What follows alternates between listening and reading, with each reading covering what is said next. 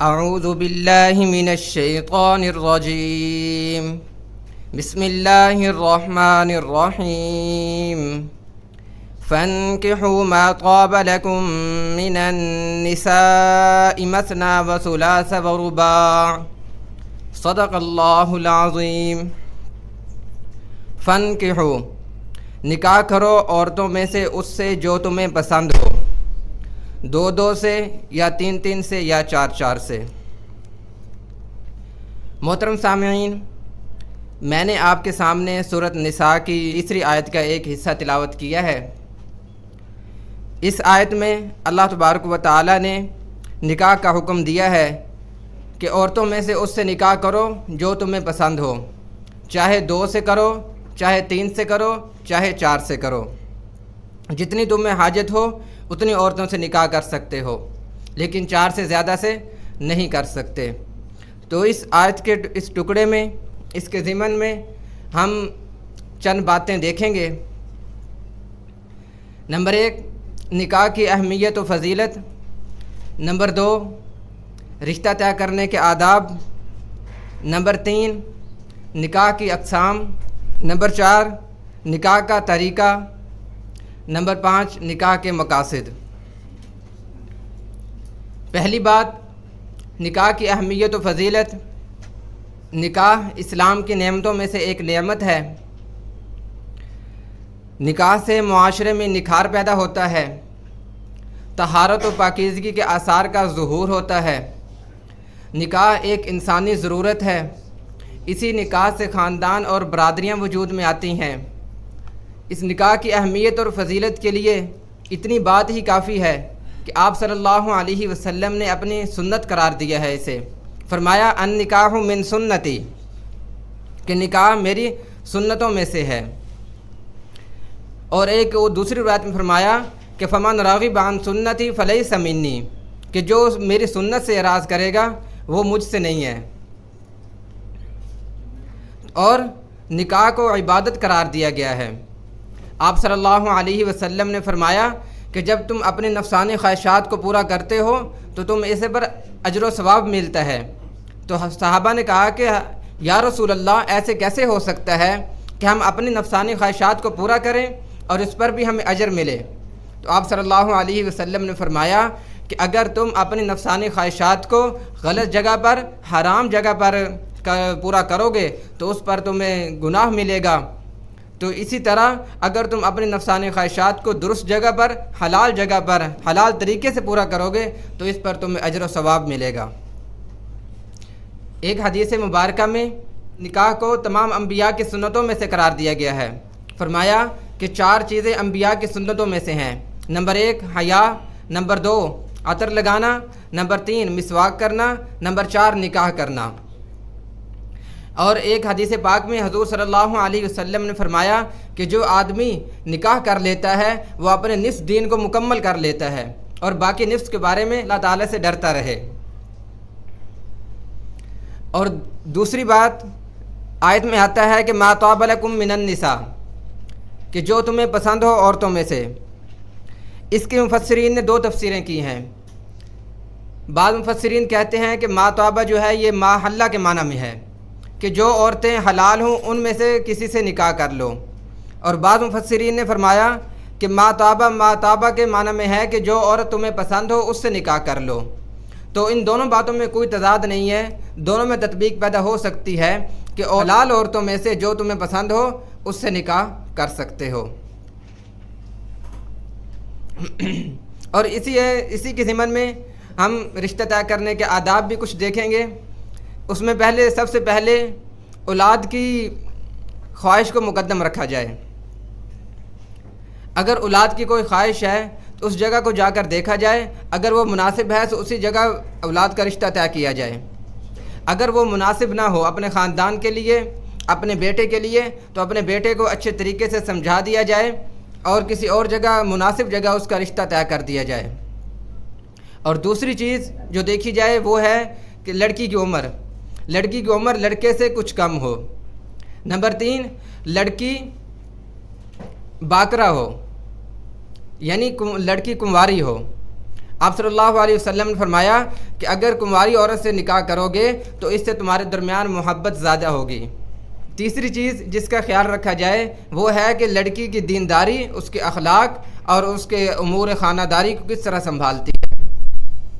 آپ صلی اللہ علیہ وسلم نے فرمایا کہ عورت سے نکاح کیا جاتا ہے 4 چیزوں کی وجہ سے۔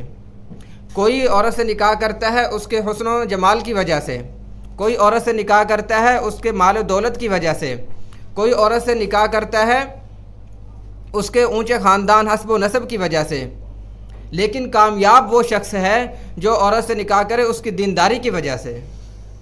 اگر دیکھا جائے تو پہلی تینوں چیزیں حسن و جمال، مال و دولت اور حسب و نسب یہ عارضی ہیں، یہ ختم ہو سکتی ہیں۔ حسن و جمال کو اگر دیکھا جائے تو حسن و جمال چند عرصے کے لیے ہوتا ہے، پھر یہ زائل ہو جاتا ہے۔ آدمی اپنی جیب کی طرف بھی دیکھ لے کہ جتنی عورت حسین و جمیل ہوگی اتنے اس کے ناز و نخرے بھی زیادہ ہوں گے، تو آدمی دیکھ لے کہ کیا میں اس کے ناز و نخرے اٹھا سکتا ہوں، اور اگر ہو سکے تو شیشہ بھی دیکھ لے کہ وہ عورت، میں اس عورت کے قابل بھی ہوں یا نہیں۔ اور دوسری بات، مال و دولت کی وجہ سے نکاح کیا جاتا ہے تو آدمی یہ دیکھ لے کہ پہلی بات تو یہ ہے کہ عورت مالدار نہیں ہے، عورت کے گھر والے مالدار ہیں، عورت اس کے گھر میں آئے گی تو خالی ہاتھ آئے گی۔ اگر کچھ نہ کچھ وہ مال لے کر بھی آئے گی تو کیا مرد کی غیرت گوارا کرتی ہے کہ وہ اپنی بیوی کے ٹکڑوں پر پلے، وہ اپنی بیوی کا مال کھائے؟ تو یہ ضرور دیکھا جائے کہ جتنی عورت مالدار ہوگی، جتنی مالدار عورت سے نکاح کرو گے اس کے خرچے بھی اتنے زیادہ ہوں گے، اس کی خواہشات بھی اتنی اونچے درجے کی ہوں گی۔ تو آدمی یہ دیکھ لے کہ کیا میں ان خواہشات کو پورا کر سکتا ہوں۔ اور تیسری بات کہ حسب و نسب کی وجہ سے نکاح کیا جاتا ہے، تو اس میں حسب و نسب جو ہے وہ اس خاندان کا اونچا ہے، تو آدمی یہ دیکھ لے کہ ہمارا خاندان ان سے کم ہے تو ان کے ساتھ رشتہ کرنے کی وجہ سے کچھ نہ کچھ عزت تو ہو جائے گی، لیکن اصل وہ رشتہ وہی ہوتا ہے جس میں لڑکے کا خاندان لڑکی سے زیادہ بڑا ہو، لڑکے کی وجہ سے لڑکی کی عزت ہو، ایسا نہ ہو کہ لڑکی کی وجہ سے لڑکے کی عزت ہو۔ تو جو صحیح راستہ ہے اسی کو اپنایا جائے۔ کامیاب وہی شخص ہے جو چوتھی چیز یعنی دینداری کی وجہ سے عورت سے نکاح کرتا ہے۔ اور جب رشتہ طے کر لیا جائے پھر اس کے بعد آدمی صلاۃ الحاجت پڑھے، 2 رکعت صلاۃ الاستخارہ پڑھے استخارہ کی نیت سے، اور اس میں دعا کرے کہ یا اللہ جو میرے لیے مناسب ہو اس راستے کو میرے لیے آسان فرما۔ اس کے بعد منگنی کی جائے۔ منگنی کسے کہتے ہیں؟ منگنی دونوں خاندان کے درمیان ایک معاہدہ ہوتا ہے کہ میں اپنے بیٹے کی شادی آپ کی بیٹی سے کروں گا، یہ ہے منگنی۔ اور اس کے علاوہ جتنی غلط رسومات، رسم و رواج ہمارے معاشرے میں پھیلی ہوئی ہیں یہ سب غلط ہیں، حتی الامکان اس سے بچنے کی کوشش کی جائے۔ جب منگنی ہو جائے تو پھر اس کے بعد دونوں خاندان بیٹھ کر نکاح کی تاریخ طے کر لیں اور اسی تاریخ پر نکاح کیا جائے، مناسب طریقے سے، سادے انداز سے۔ نکاح کا طریقہ کیا ہے کہ نکاح پہ سب سے پہلے نیت اچھی ہو۔ اگر دنیا کے کام میں بھی اچھی نیت ہوگی تو اس پر بھی اجر و ثواب ملے گا۔ نکاح تو پھر بھی جو ہے عبادت ہے، تو اس میں نیت اچھی ہوگی تو اس میں زیادہ اجر و ثواب ہوگا۔ نیت اچھی ہو کہ اس سے عفت و پاکدامنی حاصل ہوگی، اس سے اولاد کا حصول ہوگا، اس سے حضور صلی اللہ علیہ وسلم کی امت بڑھے گی، اس سے میری اولاد کی وجہ سے امت کو فائدہ ہوگا۔ جتنی زیادہ نیتیں ہوں گی اتنا زیادہ اجر و ثواب ہوگا۔ تو اس لیے فرمایا کہ جو کام بھی کرو اچھی نیت سے کرو تو اس پر اجر و ثواب ہوگا۔ اور دوسری چیز کہ نکاح علی الاعلان کیا جائے۔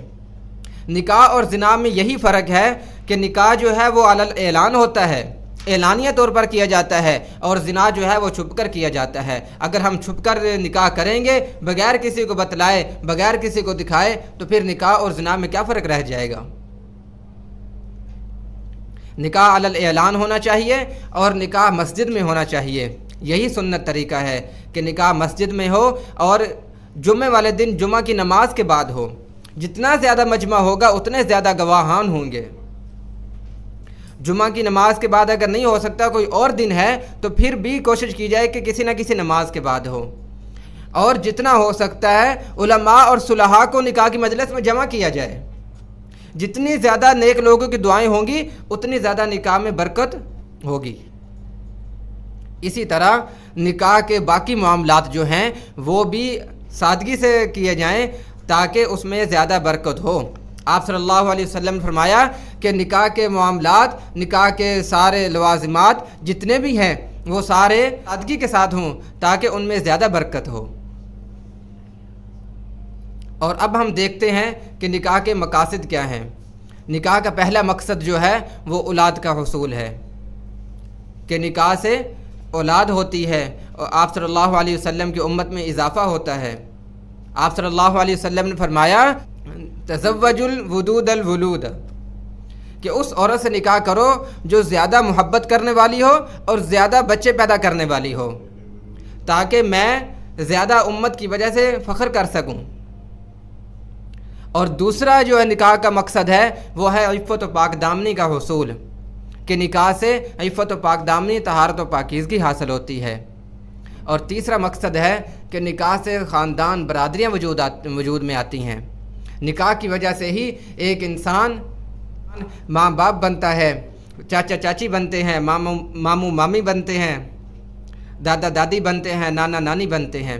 تمام رشتے اسی نکاح کی وجہ سے ہی وجود میں آتے ہیں۔ اللہ تبارک و تعالیٰ سے دعا ہے کہ اللہ تبارک و تعالیٰ ہمیں نکاح کو آسان بنانے کی توفیق عطا فرمائے، اور باقی جتنے رواج اور غلط رسومات ہمارے معاشرے میں ہیں ان سے بچنے کی توفیق عطا فرمائے۔ وآخر دعوانا ان الحمد للہ رب العالمین۔